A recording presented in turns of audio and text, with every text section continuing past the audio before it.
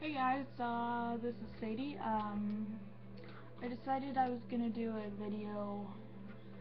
Um, I wanted to give my self-harm story, and it's because this year my New Year's resolution is to quit self-harming, and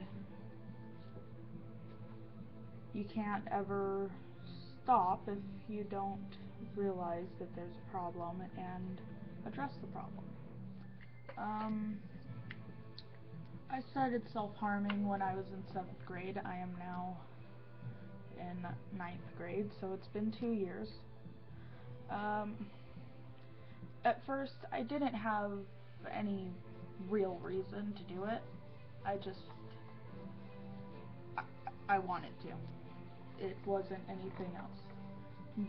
And at that time, I could stop. If I really wanted to stop, I could just say, you know what, I'm not gonna do this, and I wouldn't have to. I quit. It was maybe a year before I started back up again, and that was because things started getting rough. I was living with my dad at the time, and he was not a good guy, to say the least. It was always just really hard for me after that, because if I would get caught, I would get in trouble, I'd get grounded, I'd get my stuff taken away, and nobody tried to understand why I was doing it. Nobody cared enough to actually figure out why. At the time, I was going through a lot of personal issues, trying to figure out who I was, what am I doing in life, and I guess I just sort of figured that was my way out. That was my way to try and deal with everything.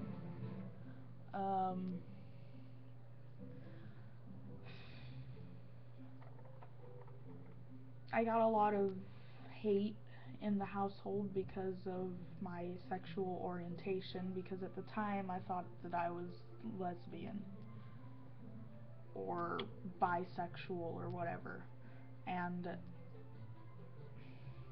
so it wasn't accepted. I couldn't be who I thought that I was without getting in trouble for it. My dad used to tell me that I was gonna go to hell for liking girls, stuff like that.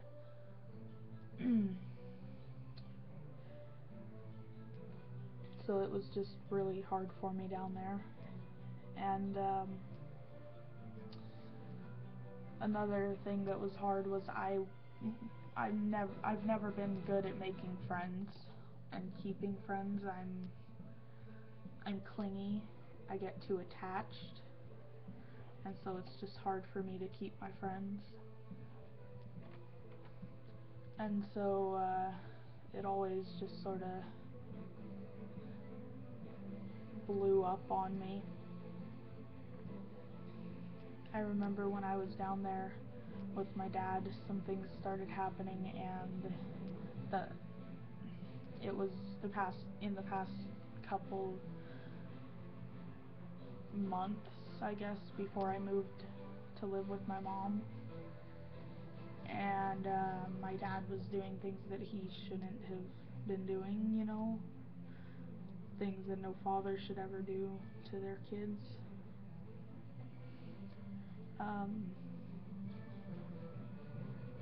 Within 3 months, I tried to kill myself 14 times, and I mean, I guess now I'm glad it never worked, because I see that there's so much more to life. There's so much more. You can do so much.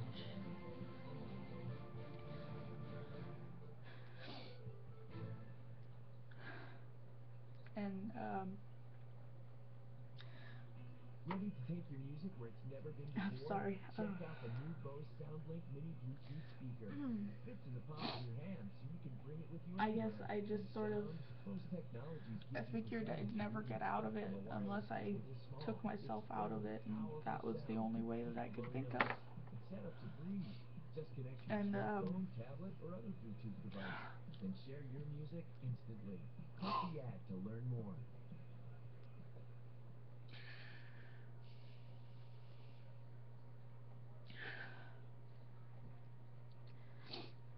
I always just sort of, I tried to look at the better side and I could never find it at the time. And now I can see that there is a better, there's better things out there than that, but I used to not be able to see that. I guess my number one piece of advice for anybody who does self-harm or does have suicidal thoughts and actions and wants to kill themselves, just don't do it. It's not worth it. You know, a couple years from now, you're gonna look back and you're gonna think, wow, what was I even doing? What was I thinking? You know? There's so much more to life. And it's not worth it, you know? Because you can do so much more. And I mean, I'm glad I didn't. I've made it through and I'm glad that I did, you know? And that's my story.